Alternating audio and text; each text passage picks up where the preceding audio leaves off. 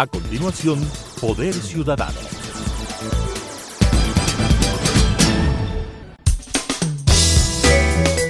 Clasificación B, bajo supervisión de un adulto.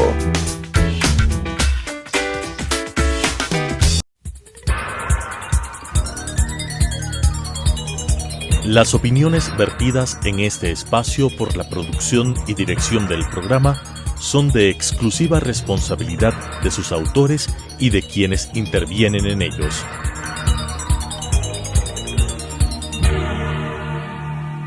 Telesucesos Canal 29 UHF presenta Poder Ciudadano, una ventana construida desde la visión plural ciudadana para la expresión de sus anhelos, demandas y aspiraciones, con la conducción del doctor Patricio Picón.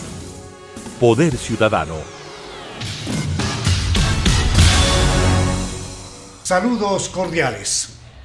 Una cadena de motines en 3 cárceles del país produjeron escalofriantes situaciones de muertes de vidas humanas, aproximadamente 78 hasta aquí. Personas privadas de la libertad perdieron su vida. Esos desmanes sacudieron al país por la violencia, por la situación tan compleja en la que se debate el sistema carcelario en el Ecuador, y por el hecho cierto de que al parecer el Estado en su conjunto y las autoridades no han dado una respuesta contundente, una respuesta confiable en relación a tan grave crisis. Esta noche el programa Poder Ciudadano se honra en contar con un invitado especial. Se trata del señor doctor Hugo Espín Tovar, abogado especialista en Derecho Penal y en Seguridad, con quien vamos a hacer un recorrido por los problemas fundamentales que atraviesa el sistema carcelario en el Ecuador. Bienvenido, doctor Espín. ¿Cuáles son los deberes básicos de las autoridades estatales, en este caso el SENAI, que está al frente del sistema carcelario?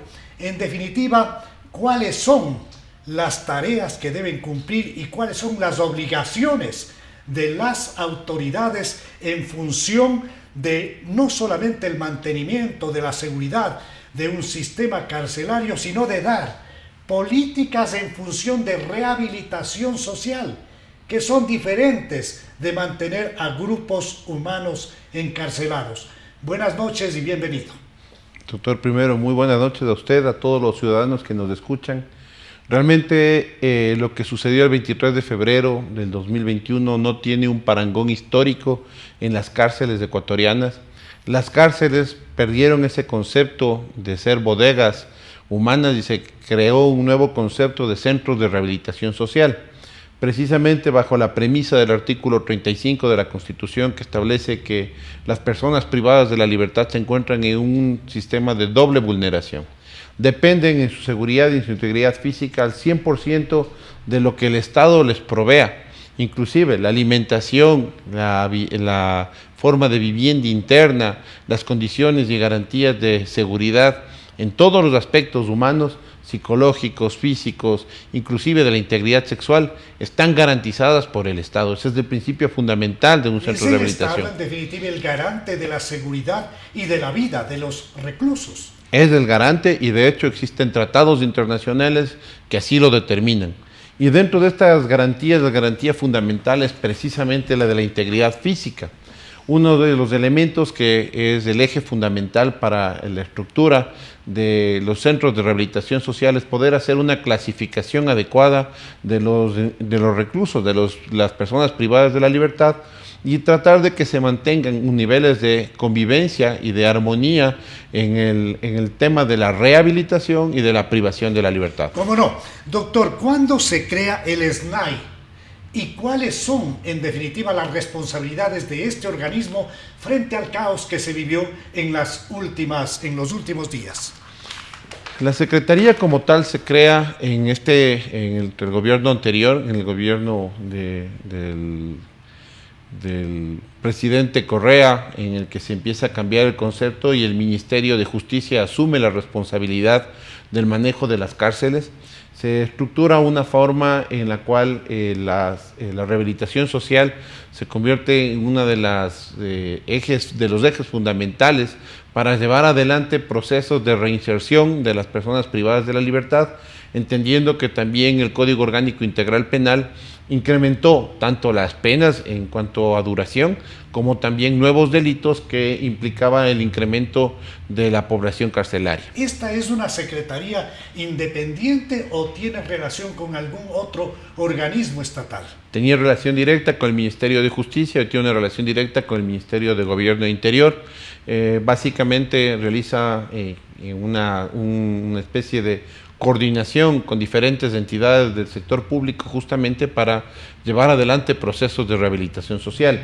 No nos olvidemos que igualmente dentro de estos procesos está el trabajo de las personas privadas de la libertad, el que puedan realizar preparación académica dentro de los centros de rehabilitación, de igual manera el que tengan la posibilidad de profesar alguna religión, el llevar adelante artes u oficios que les permitan no solo la autosubsistencia, sino también el desarrollar habilidades que puedan ser después utilizadas en su reinserción social. En definitiva, se trata de buscar políticas integrales de rehabilitación que aparten de ese concepto que usted lo graficaba como bodegas de almacenamiento de seres humanos para convertir en centros rehabilitadores. Pero eso, de la teoría a la práctica, hay un trecho gigantesco. De la información que tengo, en el Ecuador existen 53 centros penitenciarios con una población carcelaria de 38.804 personas. ¿Existen criterios, le pregunto al experto, técnicos de rehabilitación social o son centros de hacinamiento? ¿Cómo se distribuyen en estas cárceles los privados de la libertad? ¿Se atienden circunstancias de alta peligrosidad, mediana peligrosidad o una peligrosidad prácticamente inexistente? ¿Cómo es lo que se distribuye?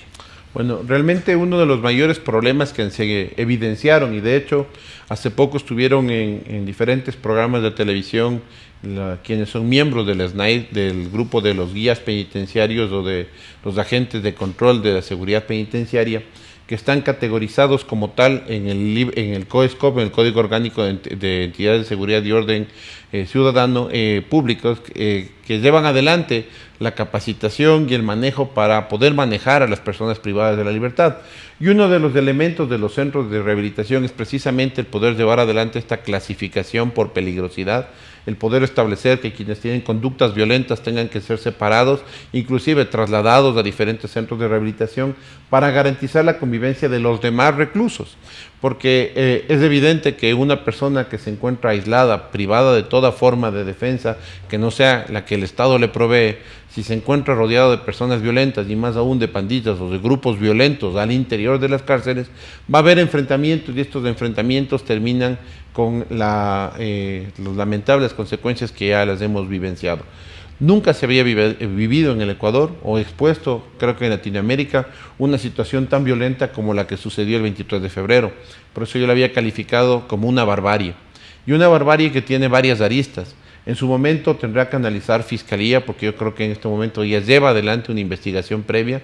Es obligación de Fiscalía haber iniciado un procedimiento judicial al respecto. Hay la muerte de al menos 76 personas. Se están comprobando todas las demás que están heridas o que puedan fallecer en los próximos días, e igualmente personas que podrían no estar en este momento determinadas dentro de los listados por la naturaleza de los eventos que se han dado de manera consecutiva. Entonces, evidentemente, esto obliga a que el Estado lleve adelante un cambio radical sobre las políticas y sobre el manejo de los internos y sobre todo de establecer conductas por parte de quienes llevan adelante el control al interior de los centros de rehabilitación, que son los agentes penitenciarios, para que puedan tener una respuesta inmediata con medios tecnológicos, con medios técnicos y con los medios logísticos necesarios para evitar que una pelea, un motín interno se desborde como efectivamente se lo ha visto en los últimos años, porque llevamos adelante 3 años con emergencias declaradas por parte del gobierno central en el sistema penitenciario. La lógica es que si se ha declarado una emergencia, este tipo de eventos vayan decreciendo y no que se vayan incrementando. Así. Exactamente. Es verdad. En el gobierno de Correa Delgado, 10 años, más de 10 años, y luego 4 de Moreno, se incrementan centros carcelarios, pero también se incrementa de una forma muy especial el número de reclusos. ¿Esto a qué se debe? Quiero incluso hacer más amplia la consulta al experto, al doctor Espín Tobar, consultándole si es que este tipo de situaciones anormales que se ha dado al interior de los centros de reclusión tienen que ver con las redes de narcotráfico y de mafia que operan fuera y dentro de las cárceles. ¿Hasta qué punto las cárceles se convierten en oficinas de las mafias para operar desde allí al interior de estos centros de reclusión? Pregunto, ¿existe montado un andamiaje mafioso que está operando en el Ecuador? Bueno, en realidad hay varias aristas en su pregunta, doctor, y principalmente analizándolo desde el punto de vista más amplio. Efectivamente, el Ecuador se ha visto afectado de una manera radical por las redes del narcotráfico. Estuvimos apenas iniciaba este gobierno en el año 2018 frente a un evento que no tenía igualmente parangón en la historia del país, que fue el ataque por grupos irregulares vinculados directamente al macrotráfico a un cuartel de la policía, en la colocación de un artefacto explosivo. ¿En qué año fue esto? Recuérdenos. En el año 2018, cuando fue el famoso incidente de alias Guacho. ¿Cómo no? ¿Sí? Y del incidente que llevó a la muerte de 3 periodistas que trataron de llevar adelante la cobertura sobre lo que sucedía realmente en la frontera norte. ¿Usted conecta eso con el sistema carcelario? Se conecta con todo un conflicto que va vinculado al tema del narcotráfico. No olvidemos que nosotros en el gobierno anterior se aprobaron tablas mínimas de consumo que no implican deporte o el poder negociar cuando no se rompen estas tablas mínimas, sino que establecen la condición de que el adicto es un enfermo y por lo tanto no puede ser tratado, criminalizado como un delincuente per se. Sin embargo, las redes de microtráfico utilizaron estas tablas para poder movilizar cantidades mínimas y incrementar el microexpendio. Y esto evidentemente hizo que la policía también adopte medidas para tratar de ubicar a los microexpendedores y se incrementó el número de detenidos por este tipo de delitos. Sin embargo, de lo cual detrás de ello existen grandes organizaciones delictivas que hoy son las que están pugnando por poder y por territorios a nivel nacional.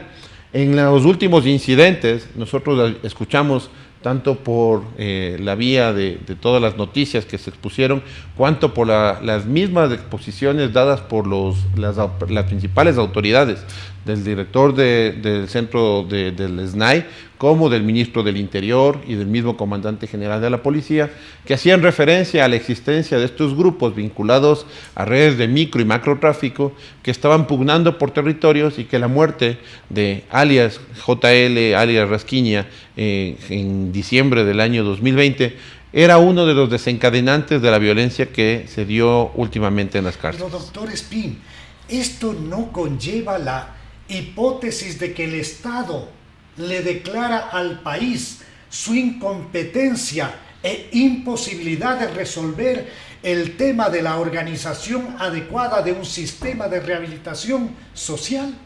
Bueno, tenemos que ver ahí igualmente diferentes aristas. En el tema de la investigación y del combate al delito, como el macro y el microtráfico, implica la necesidad igualmente del manejo de sistemas de inteligencia. El comandante general de la policía hoy hacía una exposición en la que reclamaba a los legisladores la inexistencia de la ley que permita hacer, la ley de inteligencia que permita hacer investigaciones que develen no solamente al actor final, sino a toda la estructura como tal. Yo no creo que sea solamente de un tema simplemente de orden legislativo. Este es un tema que hace referencia más bien a un sistema que se ha ido dañando en el camino. Sí, pero tiene que entenderse que es un engranaje. La parte legal permite realizar actividad en mayor escala en lo que es de investigaciones, la parte operativa, que es el control que realiza la policía en el día a día, la parte ya de rehabilitación social como tal, que obliga igualmente a que el Estado invierta en la rehabilitación social. Se ha ido reduciendo los presupuestos, pese a los estados de emergencia, se ha reducido el personal. Cuando nosotros tenemos una población carcelaria que se va incrementando, la reducción del personal que va a encargarse del mantenimiento del orden interno de los centros de rehabilitación, de por sí es un despropósito. ¿Cuál es el presupuesto anual que tiene el sistema carcelario en el Ecuador? No le podría dar una cifra exacta en este momento. Aproximada. Justamente una de las cuestiones es que hemos declarado el sistema, se ha declarado el sistema en emergencia, y las variaciones que ha tenido sobre los montos en asignación de millones de dólares obviamente han ido variando, porque también coincide con que hemos pasado una pandemia y un recorte presupuestario importante. Vamos a hablar del tema de la pandemia, pero a mí me preocupa lo siguiente. ¿Usted cree, doctor Espín, que los guías carcelarios, o no sé cómo se llaman exactamente, están debidamente entrenados para cumplir una tarea de la delicadeza que debe cumplir al interior de un centro de privados de libertad? No, y de hecho yo creo que el COESCOP establecía justamente que tenía que llevarse adelante procesos de formación mucho más extensos y también la sostenibilidad como una carrera de larga duración. No nos olvidemos que un guía es una persona que en este momento es un agente civil que está contratado por un tiempo determinado bajo condiciones específicas y que eventualmente se van recortando los presupuestos y se van retirando estas personas. Igualmente, el riesgo de contaminación de quien lleva adelante procesos de control al interior de los centros de rehabilitación obliga a que existan sistemas de control que estén vinculados una vez más al tema de inteligencia y del seguimiento de los elementos que generan confianza, de las famosas pruebas de confianza que pasan en la policía. Deberían pasar igualmente todos los que están vinculados al sistema. Es un sistema que de por sí es complejo. No nos olvidemos que se recoge a las personas más problemáticas de una sociedad. La privación de la libertad es una medida de última ratio que utiliza el sistema penal para que personas que ponen en riesgo al resto de la sociedad sean aisladas por un tiempo determinado y que puedan llevar procesos internos para rehabilitar las actitudes violentas o en algunos casos la falta de capacidad de trabajo normal, debidamente remunerado, en darles habilidades para que puedan trabajar e insertarse en la sociedad. ¿Cómo no? Ese es el deber ser, pero lamentablemente está muy alejado de la realidad. Observamos en el gobierno de Correa Delgado cómo se eliminó la base de Manta. Hay mucha gente que critica eso y dice que ahí comenzó de alguna manera a penetrar con mayor fuerza el narcotráfico. Luego teníamos un sistema de radares que estaban dañados. Luego se adquirieron otros que no servían. Luego observamos lo que ocurrió en Angostura. Luego lo que ocurrió en la frontera norte, que terminó, como usted bien nos recordaba, con la pérdida de 3 valiosas vidas del equipo de periodistas del diario El Comercio. Todo esto no tiene que ver con la apertura, en definitiva, de las fronteras del Ecuador para dar facilidades al narcotráfico. De hecho, es una sumatoria de factores lo que estamos hablando, y lo que yo le exponía hace breves minutos, el incremento de las redes del macro y del microtráfico en el Ecuador son realmente marcadas. Y la correlación que existe entre el macrotráfico y diferentes delitos conexos, como por ejemplo el lavado de activos, el incremento patrimonial de compañías, de empresas vinculadas a diferentes grupos que están en condición de irregularidad, que permite hacer el lavado de dinero de manera más ágil, más fácil, por tener un sistema dolarizado. Y evidentemente todas las condiciones que la violencia del narcotráfico llevan o conllevan dentro de una sociedad también se han ido evidenciando en los últimos años. La lucha de la policía y de las autoridades de control no puede solo subsumirse a llenar estas bodegas humanas que se han convertido en las cárceles. El tema es que si nosotros tenemos un hacinamiento y cárceles que pasamos de 7, 8 mil reclusos, personas privadas de la libertad, a 40.000, evidentemente vamos a tener una problemática propia de la conflictividad de una ciudad con hacinamiento en todos sus factores. ¿Pero usted no encuentra factores que ahondaron esta crisis durante los últimos 14 años? Definitivamente sí. Es decir, por ejemplo, el hecho de que tengamos avionetas que hayan caído y que hayan llegado inclusive a sectores como Santa Elena o como Guayaquil, o que hayan aparecido aviones de México en la misma base de Manta, son hechos escandalosos porque significa la falta de control del Estado sobre su territorio. Y no nos olvidemos que el gobierno es el responsable del mantenimiento del Estado. Y el gobierno que permite o que vuelve laxas las fronteras también complica al Estado como tal. Y esta diferencia entre gobierno y Estado hace que si un gobierno no mantiene políticas de larga duración sobre ciertos temas, como por ejemplo la seguridad, vuelve permeable a esta seguridad e inclusive vulnerable para que las grandes mafias puedan filtrar sus redes dentro de la sociedad y pueden llegar inclusive a un estado fallido. Topa un tema de fondo que tiene que ver con estabilizar políticas de Estado que vayan más allá de los gobiernos, que busquen dar seguridad, que parte por la seguridad sin duda jurídica, por la seguridad que los ciudadanos anhelamos como algo básico que tiene que darnos el Estado, esa seguridad. Usted como abogado en libre ejercicio y yo también hemos tenido la ocasión de visitar cárceles, de visitar a alguna persona que está privada de la libertad y antes de ingresar tenemos que someternos a un protocolo de seguridad. No podemos ingresar con celular en la mano. Nos revisan si portamos algún tipo de arma. En definitiva, incluso hay centros de privación de la libertad que tienen supresores de señales de celular. El país no puede entender, luego de haber visto esta carnicería humana, no puede entender cómo pueden tener al interior de esos centros mal llamados de alta seguridad armas de fuego, armas blancas, motosierras y una serie de implementos con los cuales generan semejante nivel de violencia. ¿Por qué ocurre todo esto? No es que existe una connivencia y una corresponsabilidad de la gente que supuestamente tiene que hacer control en esos centros para establecer un macro negocio asqueroso entre privados de la libertad y quienes supuestamente les controlan.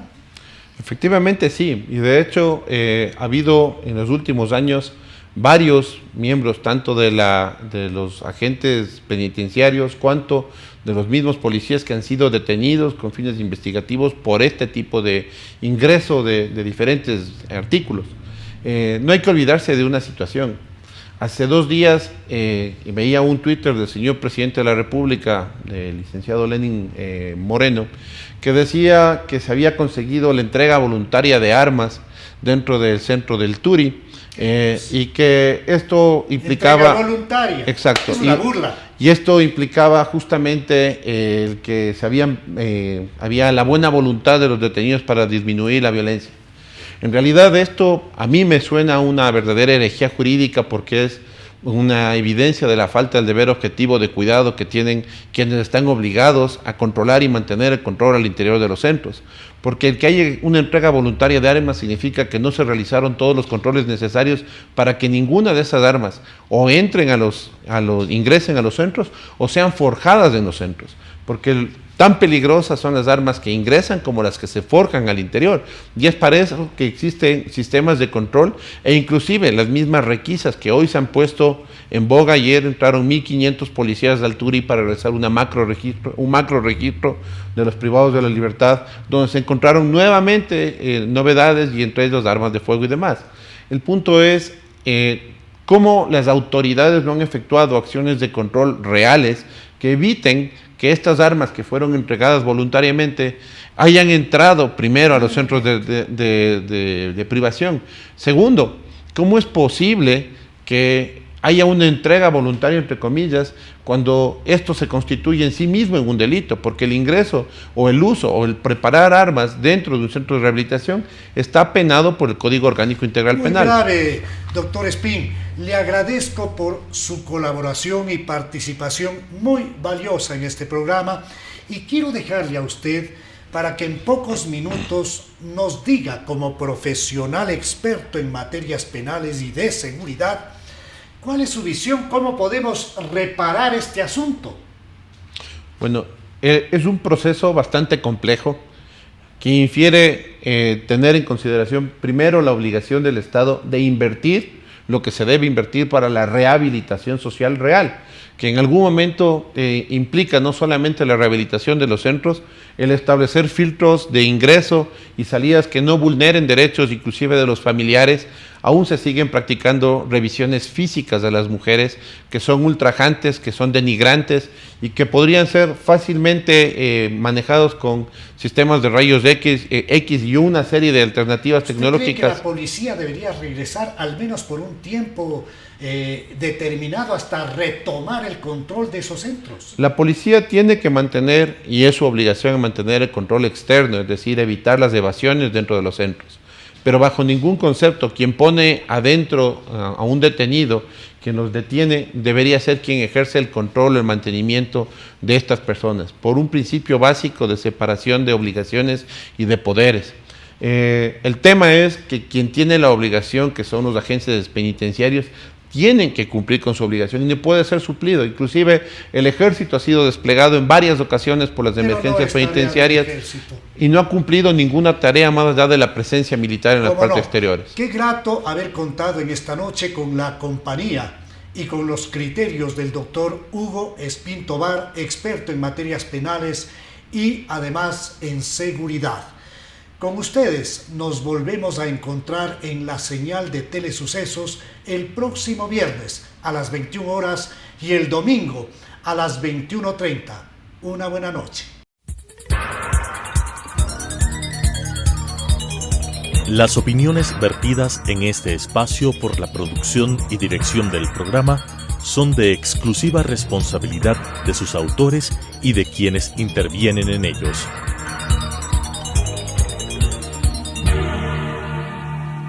Telesucesos Canal 29 UHF presentó Poder Ciudadano, una ventana construida desde la visión plural ciudadana para la expresión de sus anhelos, demandas y aspiraciones, con la conducción del doctor Patricio Picón. Poder Ciudadano.